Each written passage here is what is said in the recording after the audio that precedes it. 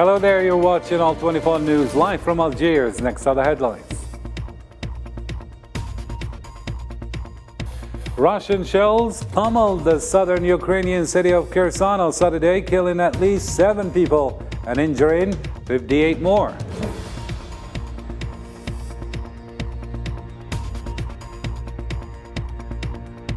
In reaction of the attack against the Kurdish community, hundreds of people have clashed with police in the French capital, Paris.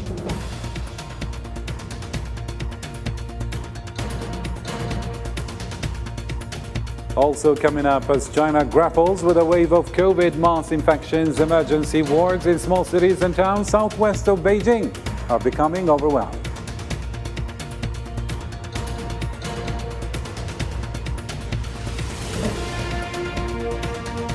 Also in our news, more than 1.5 million people have been left without electricity and thousands of flights have been cancelled as a massive winter storm sweeps across North America. Hello again and welcome to the program. First in our news, the meetings of Arab experts concerned by the sector of education and vocational training started on Saturday at the International Conference Center, Abdellatif Rahal, here in Algiers, in preparation for the third conference of Arab ministers for technical and vocational training slated for Monday. Zarfarjani reports. Algeria hosts from December 24th to the 26th the proceedings of the third conference of ministers and officials of technical and vocational education and training in the Arab world. This event is devoted to the adaptation of education and training, technical and professional skills in the labor market, as well as the future of the green and digital economy. This esteemed meeting of ours comes to constitute an important opportunity for reflection, consultation, proposal, and crystallization of projects that serve this field, as well as to direct qualitative efforts to implement them in various sectors, whether in higher education, vocational training, or technical training, and to be of value and importance in the projects of our national states. It allocates budgets considered for establishing more training institutions and providing all capabilities and equipment to achieve the desired goals. For their parts, Arab participants stressed the importance of the conference in exchanging experiences and open common horizons for the development of the field of vocational and technical education, and push it to contribute to the economy and development. The conference is very important, given that the global transformations towards an economy based on knowledge, creativity and innovation require innovation in education in general and in technical and vocational education as well. This type of education requires quality skills and competencies to enable graduates to respond to the requirements of sustainable development and the needs of the labor market. This conference, which will last for 3 days, will be an asset for all Arab countries seeking to develop and advance through technology in the field of vocational and technical education. In order to develop a unified Arab framework, the conference held at the International Conference Center Abdellatif Rahal in Algiers aims at guaranteeing the quality of training in accordance with the standards and requirements of the labor market at the Arab and international levels. And in the occupied Palestinian lands, the newly reinstated Zionist leader Benjamin Netanyahu agreed on proposed law to execute Palestinian prisoners. The law is directed to a part of the Palestinian resistance known as Fidaiyin. Netanyahu government, in agreement with the far-right leaders, did not limit the law to execution of Palestinians only. It also gives the right for the Zionist occupation forces to confiscate their lands.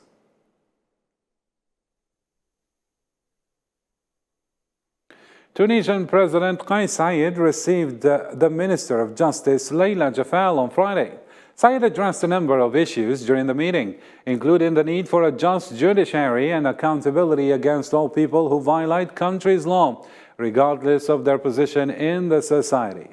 According to the Tunisian president, everyone is equal before the court. The meeting also addressed the issue of judicial time, where the Tunisian president indicated that it was unacceptable. The cases published for years remained unresolved. And on the occasion of the 17th of December revolution anniversary, President Kais Saied issued orders to grant 1,650 special amnesties, where 415 prisoners were released. The Moroccan Front for Supporting Palestine and Against Normalization called for vigils on Saturday in all parts of Morocco. and that is in denunciation of normalization with the Zionist entity on the anniversary of the National Day of Solidarity with the Palestinian people. The call comes 2 years after the Moroccan Makhzen regime had signed the normalization agreement with the occupying Zionists. Libya celebrated on Saturday the 71st anniversary of its independence, which came after decades of struggle against the Italian colonizer. On this occasion, UN envoy to Libya, Abdoulaye Bathily, called on the political forces to make the coming year the beginning of a new era for the country by holding free and fair elections that end the transitional period.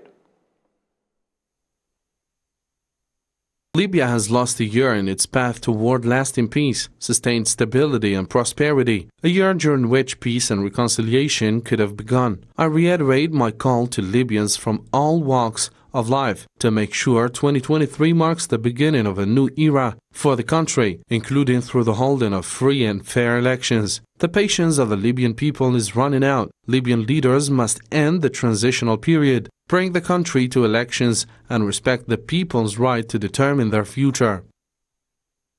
Between Arab and non-Arab groups in Sudan's restive Darfur region have killed at least 7 people.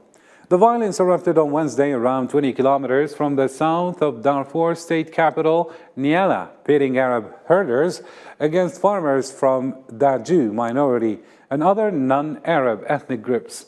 Authorities immediately declared a state of emergency and curfew in the region. After a political estrangement that lasted for more than 43 years, signs of a historic reconciliation between Egypt and Iran are looming through the mediation of Iraq, which has recently intensified its moves to reduce the differences between the two countries.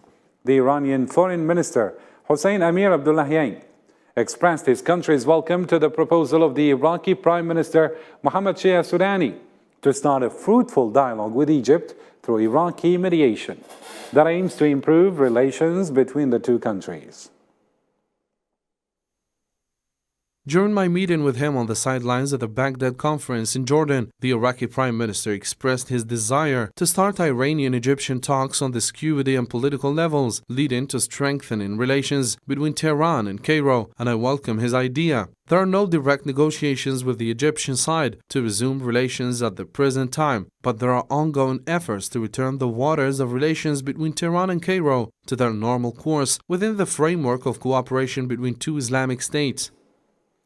To the Russia-Ukraine file now, Russian shells pummeled the southern Ukrainian city of Kherson on Saturday, killing at least 7 people and injuring 58 more.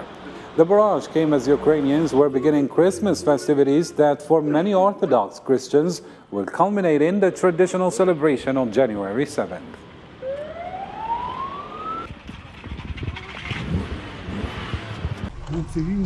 There lies the body, and there were other ones. One woman said she was talking to her son on the phone, heard an explosion, and then the connection was lost. She explained that the car was red Kalina. That's it.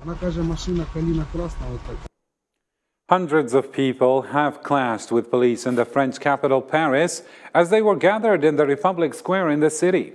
The protests came after the country witnessed the killing of 3 Kurds and wounding 4 others. Osama Ayadi reports. Several hundred people of the Kurdish community in France gathered in the French capital Paris to denounce the gunman attack that left 3 people dead and wounded 4 others. The gathering of the Kurds came under the demand of the Kurdish Democratic Council as part of their refusal of this kind of racist acts.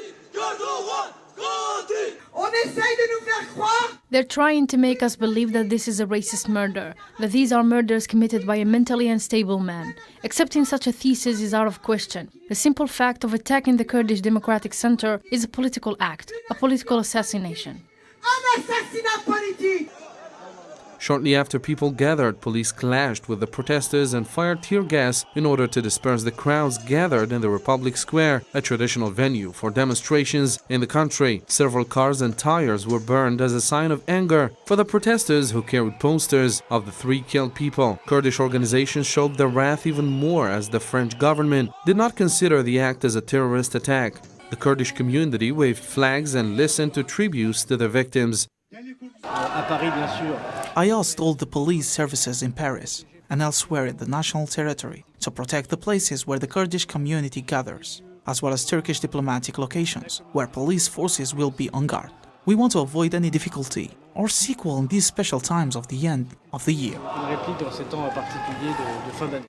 The gunman attack was carried out at a Kurdish cultural center and nearby cafe on Friday in a busy part of Paris' 10th district. Police arrested a 69-year-old man who the authorities said had recently been freed from detention while awaiting trial for an attack on a migrant camp in Paris a year ago. The individual in question was already known to the judicial police. His name appeared in 2 cases. However, the background research continues, and I only wish to speak of what I know now in the wake of my arrival at the scene. Although the attack seemed to have a racist underpinning, the French government did not confirm that it was the main reason for the killing. French prosecutor Laurent Bicot, however, stated that the authorities would examine any possible racist element behind the shooting. And to talk more about the topic, we are joined live by Mr. Manuel Pouchelet from Paris, a geopolitical analyst. Mr. Manuel Pouchelet, thank you for joining us. And my first question is, many angry people took to the streets after the shooting that killed 3 people. Can you tell us more about this incident and what's the motive behind this attack? According to the latest news we have at the moment in Paris, the attack is against the Kurds population located in Paris. But according to an investigation which is conducted by the French prosecutor, the latest news are the following. We can say that today it's a racist attack done by a former National Railway Company retiree. And this is the main information we have already. But the deep impact of these attacks against the Kurdish population is revealed also against the presence of immigrants in France. So that is a big challenge for French authorities to also manage the inland Sorry to cut your train of thought, of Mr. Manuel Pouchelet, but the shooting took place in mainly Kurdish neighborhood in the French capital. And we see that they are labeling this as if it's just a racist attack against the Kurdish community. Why is it not labeled as a terrorist attack like we are used to? We can say that today it's not a terrorist attack, because behind a terrorist attack you have always a speech delivered by terrorist organization, which is not the case today in Paris. But we know that there is an important problem in France of cohabitation between communities, of course. And whatever the district is, Paris has become a cosmopolitan city, and it could be difficult to live together, of course. But officials are right. It's not a terrorist attack, because at the moment we don't have languages concerning a declaration of terrorist officials. Thank you so and much. That's why it is not a terrorist attack. Very nice. So, Mr. Manuel Pouchelet, you're a geopolitical analyst. You were with us live from Paris. Moving on now to a different topic. As China grapples with a wave of COVID mass infections, emergency wards in small cities and towns southwest of Beijing are becoming overwhelmed. Intensive care units are turning away ambulances. Relatives of sick people are searching for open beds, and patients are slumped on benches in hospital corridors and lying on floors due to a lack of beds.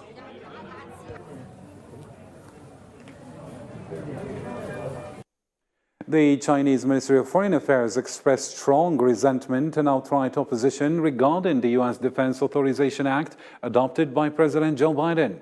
The law authorizes military spending of more than $800 billion US, including security assistance worth $10 billion US and arms sales to Taiwan. In response, China says the law includes provisions that seriously harm peace and stability in the Taiwan Strait. U.S. law did not stop at the issue of Taiwan, but rather went beyond it to include an amendment restricting U.S. government purchases of products that use electronic chips manufactured by Chinese companies.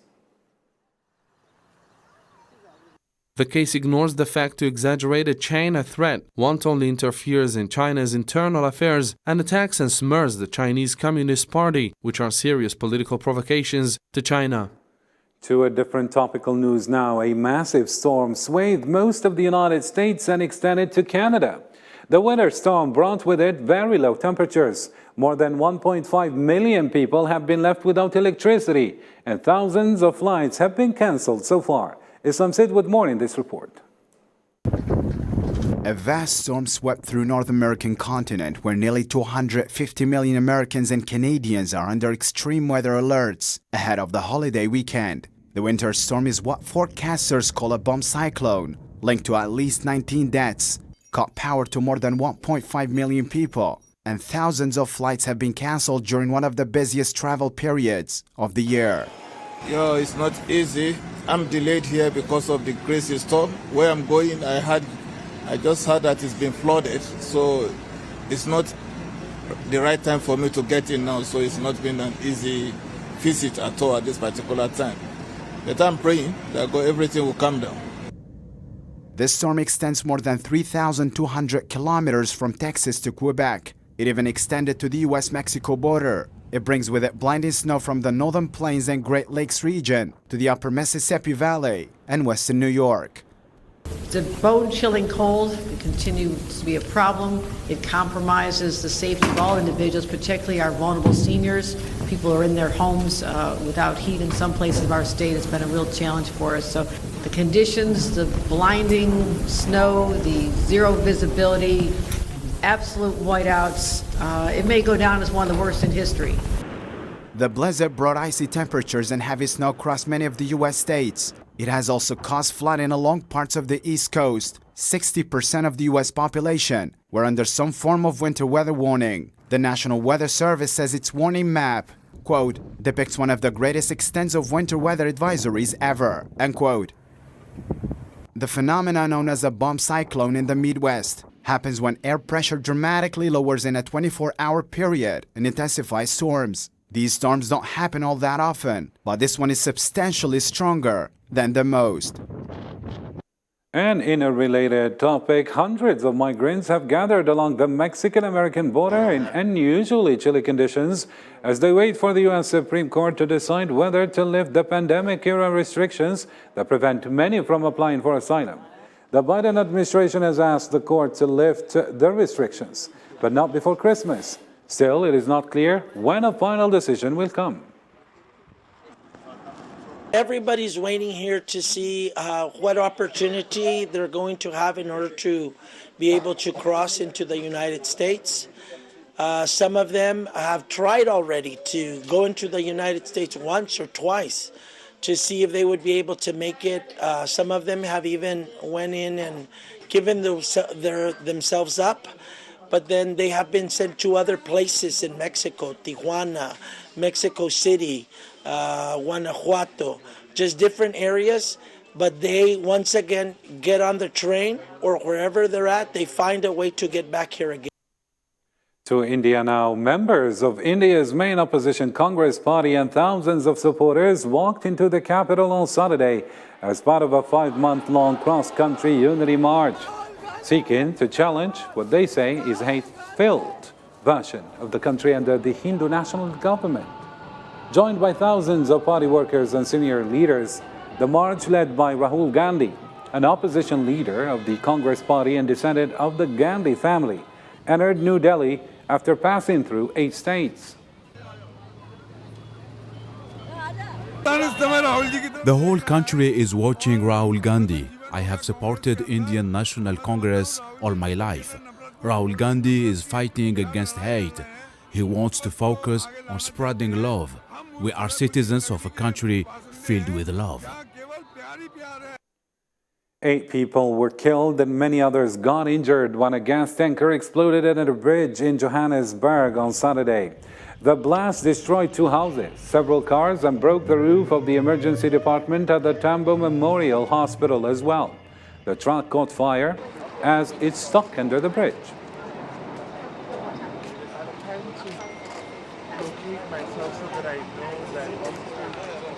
It was more like a bomb, you know, these ATM guys. So we're like, this is festive, they are busy with the money on transit, all these things. So we ignored, we were inside the house. Then it happened again, that bomb. Then we went out, we're like, what's going on there? Then we saw there was flames. We saw fire under the bridge, like what was going on, what's going on. Then we saw a tanker which was burning. At about 25 to 7 this morning, there was a huge jolt. And I thought to myself, I grew up on the East Rand, this is not a mining thing. I thought to myself, this feels like 6.5 on the Richter. My cats immediately sought refuge. Went upstairs to have my cup of tea and I saw immense flames. I thought a house was on fire.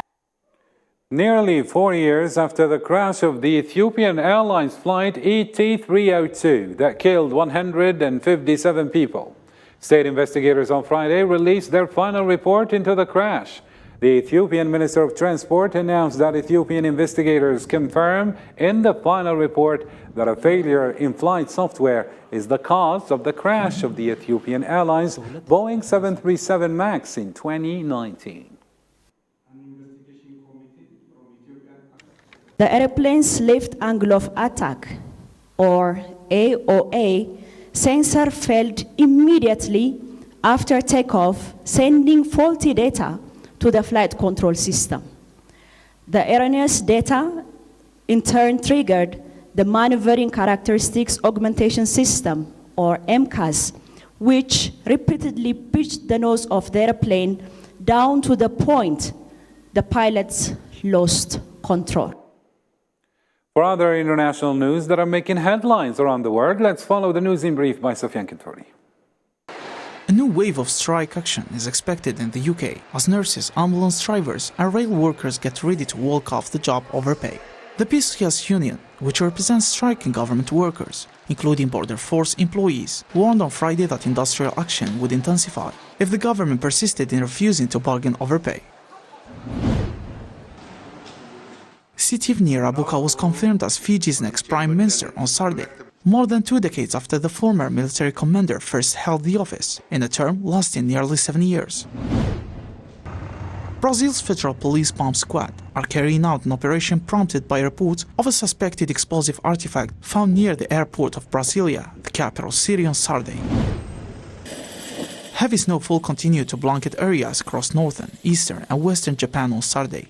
The snowfall has continued along the Sea of Japan coast in northern and western areas in the country since December 17th, has killed 11 people and injured 77 people as of Saturday morning.